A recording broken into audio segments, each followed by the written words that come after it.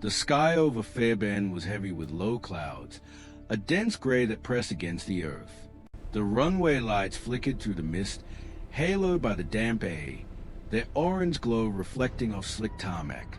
A cool wind stirred the short grass along the perimeter fence, carrying a faint metallic tang from the airport maintenance yard. Inside the cockpit of the Fairbairn DC-9, the hum of engines was steady, familiar. Instrument panels glowed softly in green and amber, each dial precise, each gauge a sentinel of routine procedure. The crew, experienced and measured, ran final checklists, their voices calm, clipped, almost mechanical. Outside, the approach path cut between low hills and scattered woodland, a route requiring focus, timing, and respect for every meter of altitude. Below, the city lights of Canberra shimmered faintly through the haze. Visibility was limited. The cloud base threatened, but it was within operational limits. Yet the tension was present, invisible but tangible, threaded through every adjustment of throttle, each subtle correction on the yoke. The DC-9 moved steadily, almost gracefully, through the dampening mist. A single misjudgment, a moment's lapse, or a hidden mechanical imperfection could tip precision into calamity.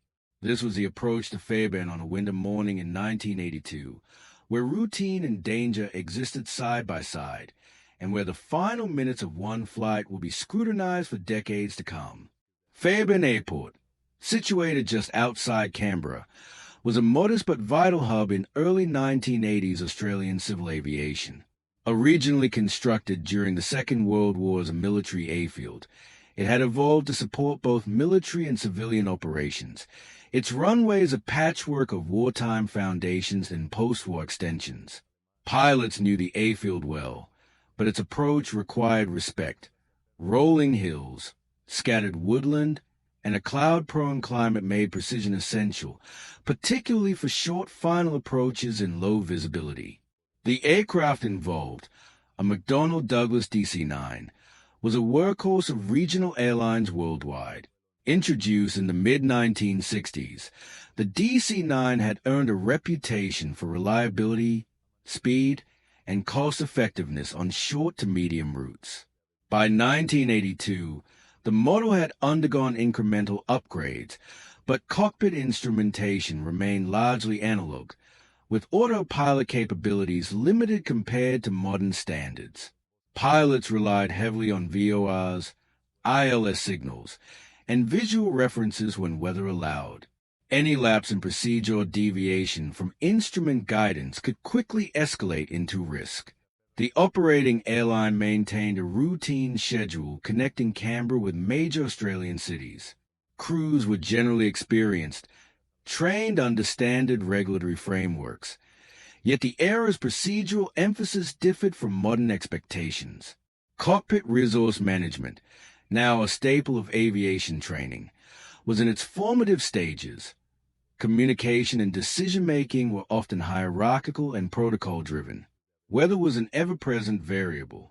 Winters in the Canberra region brought low cloud ceilings, fog, and sudden shifts in wind, conditions that could render a routine approach unexpectedly complex. Instrument approaches were standard, but they demanded exact altitude adherence, careful monitoring of descent rates, and precise alignment with the glide path.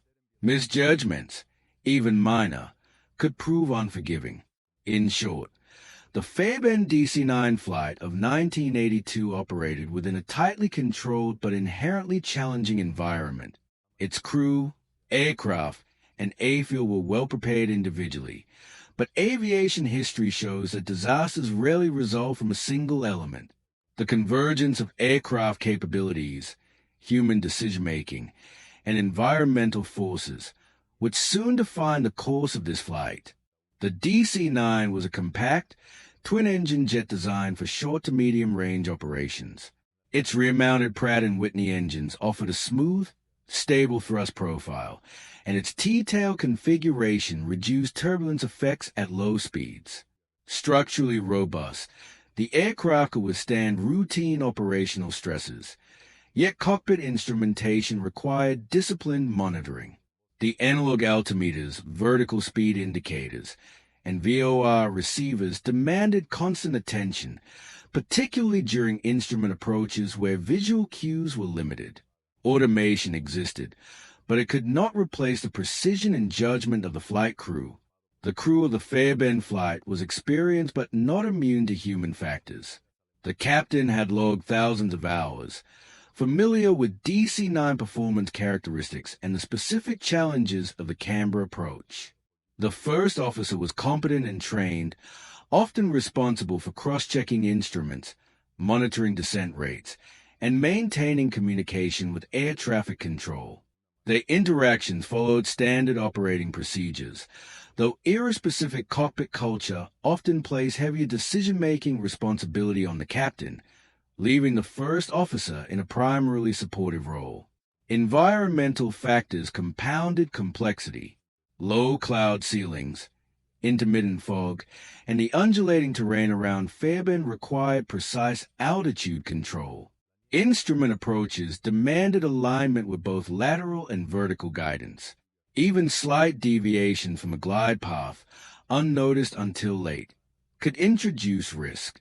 Winter wind shear, gusts from nearby hills, and rapidly changing visibility created conditions where errors could propagate quickly.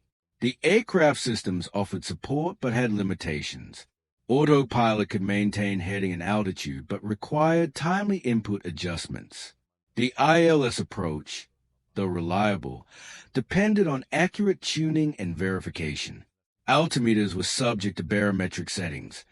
Misreading or failing to adjust for local pressure changes could result in misleading altitude indications. Flight management was an exercise in disciplined procedure. Cross-checks, verbal call-outs, and careful monitoring of descent profiles were not just best practice. They were essential to survival.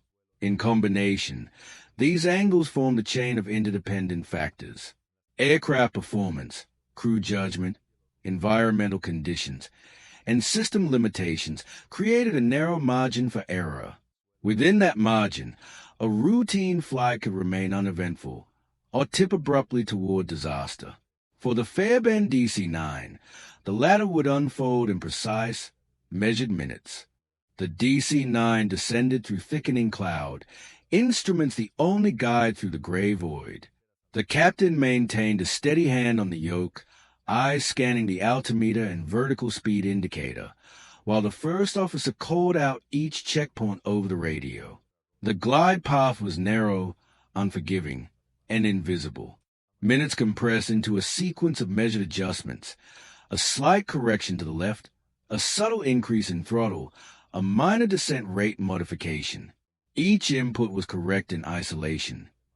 Yet the combination of low visibility, undulating terrain, and subtle instrument misreadings created a perilous margin. As the aircraft neared the final approach fix, the crew faced what modern investigators would later term a loss of situational awareness. Altitude readings lagged slightly behind true height due to barometric misalignment, while minor turbulence from winter winds introduced unperceived pitch variations.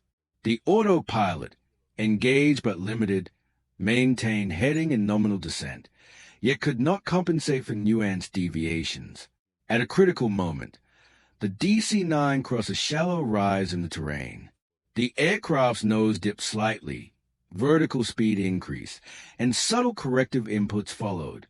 Instruments reflected an apparent steady descent, but the real-world trajectory had begun intersecting with rising ground. The first officer's call-outs noted no unusual readings. The captain, relying on procedural training, adjusted throttle and attitude, unaware of the exact proximity to terrain. Seconds passed with mechanical precision, every decision technically appropriate but contextually insufficient. The aircraft encountered treetops at the fringe of the approach corridor. Contact was brief, non-survivable, and almost instantaneous, an outcome of the converging factors of environmental complexity, procedural limitations, and human judgment under constrained information. The DC-9 came to rest within a narrow swath of woodland near the approach path. Silence followed, interrupted only by residual engine noise and the distant wail of emergency alerts being activated. The meticulous chain of events leading up to the accident was complete, each link intact, yet collectively catastrophic. The silence that followed the crash gave way to methodical action. Emergency services converged on the site, navigating the dense woodland and uneven terrain. By the time investigators arrived, the DC-9 was largely fragmented but still structurally informative, its flight recorders intact, its systems frozen in the final seconds of flight. The Australian Transport Safety Bureau, in collaboration with the airline and DC-9 manufacturer, initiated a comprehensive investigation. Recovery of the cockpit voice recorder and flight data recorder provided crucial insight into crew actions, system responses, and procedural adherence. Analysts reconstructed descent rates, throttle adjustments, and autopilot engagement, tracing each input against the aircraft's actual trajectory. The investigation highlighted a chain of factors rather than a single cause. Environmental complexity, the undulating terrain, wind of fog, and low clouds, were compounded by minor procedural limitations and reliance on analog instruments. Barometric misalignment produced a subtle altitude discrepancy. Autopilot limitations restricted corrective capacity. Human factors, particularly the captain's decision-making under constrained information and the hierarchical cockpit culture of the era, further contributed. No single element was sufficient to cause the accident alone. It was a convergence of all factors that created a fatal outcome. Regulatory impact was immediate and enduring. The accident accelerated implementation of enhanced approach procedures, mandatory cross-checks of barometric settings, and improved crew resource management, CRM, training. Instrument approach charts were revised for terrain awareness, and the DC-9 fleet received updated procedural guidance emphasizing vigilance in marginal weather.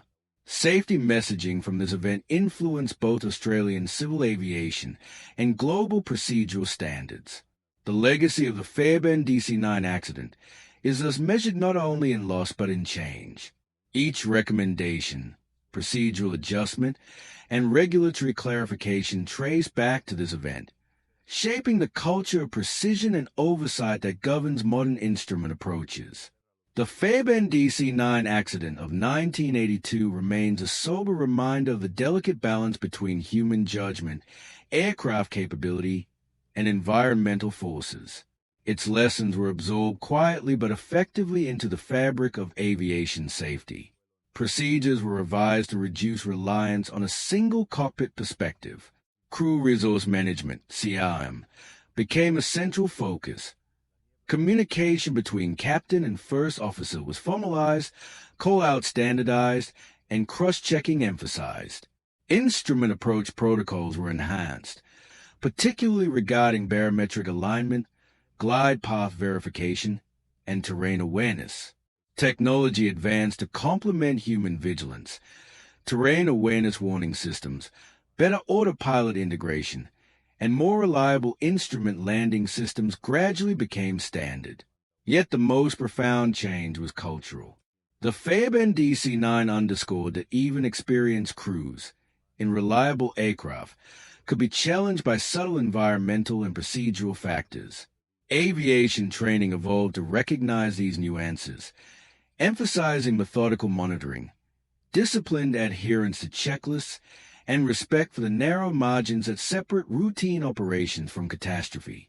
As history reflects, the flight's tragedy was not in dramatic failure, but in the convergence of ordinary elements: weather, terrain, procedural assumptions, and human decision-making. Its legacy is measured not in spectacle, but in safer skies, more vigilant crews, and systems designed to prevent similar accidents. The DC-9's final approach is now studied in flight schools worldwide, not for the disaster itself, but for the intelligence, humility, and foresight it inspired in aviation safety. In the quiet that follows such events, Aviation remembers. Lessons endure. Procedures improve. And the invisible line between control and consequence becomes ever more respected.